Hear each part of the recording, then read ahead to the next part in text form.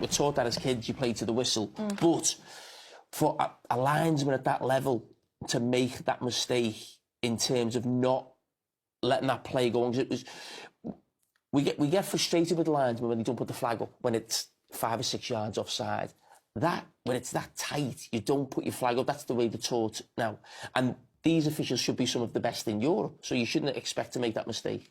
Somebody should have to answer for that, shouldn't they? Yes. Yes. Shall we bring her in? Christina, Uncle. We're all very excited to speak to you now. What have you got to say about that? I'm going to kind of disagree with Jamie in the sense that it was only the assistant referee who got this incorrect. Unfortunately, there are 2 officiating errors that occur here.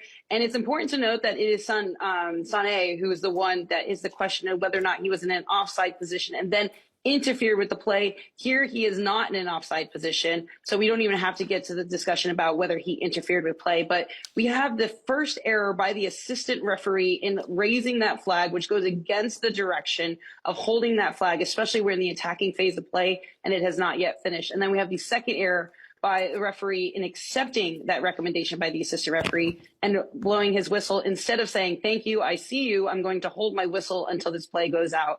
And this is very surprising. This isn't some of the best in Europe. This is actually would be considered the best in Europe, this Polish trio, having referee Champions League final, having just done the Men's World Cup final. It was a very surprising decision, both by the assistant referee and the referee, which goes to an oversight in detail and attention at these critical moments. The game is not done until the whistle is finally blown at the end of this match. And unfortunately, this is one of 3 different incidents on this game where there was a overlook of detail from not just this, but prior to the VAR given goal. That was an offside decision on the field that should not have occurred. And then the second ball on the field. So it was not a good day for the 3rd team today. It's a very high stakes game. Should there be some kind of sanctions for something like that, Christina? So by the sanctions on that is obviously reappointments to higher level games. As I mentioned, this is probably considered one of the best trios in the world, not just in Europe. So it's something that's very surprising to us all on it. And why sanctions, meaning it gets in future considerations for appointments to major tournaments. That's how these types of sanctions occur to these officiating crews. Okay, Christina. Christina, well explained. You don't look happy, thanks, Christina. You don't look happy. You okay? No, I'm not.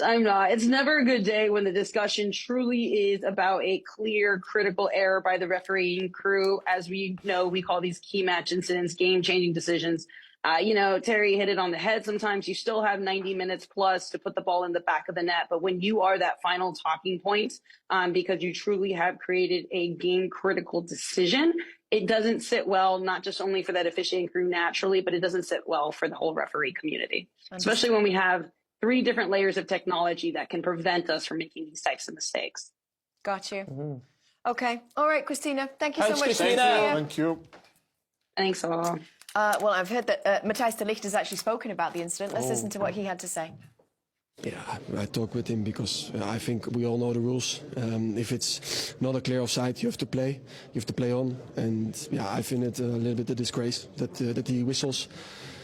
Because, yeah, what I say, this is the rule. And like the goal of Rudiger, the goal of Joselu, the second one, it's also almost offside. And he keep playing and he score and they see the video and it's a goal. But why not with us? I think that's impossible and incredible. But yeah, in the end, it's always easy to speak about the referee. And in the end, Madrid won, so they deserve it in the end. To raise the flag in a situation like this where you can never be sure that this is offside. To have the balls, to have the guts, to raise the flag in a situation like this is a huge call, and it's a wrong call. The referee has the chance, when he sees that we win the second ball and we win the rebound and we get a shot away within 5 seconds, he has the chance not to whistle. He takes the decision to whistle. It's against every rule, I'm sorry. We accept, we lost, it is what it is, but just that would not have happened on the other side. Oh. It's a bitter way to go out. You understand his frustration. 1,000,000,000%. My view of it at the time wasn't so much on the linesman, because I've seen it before. I've seen referees doing this, doing that.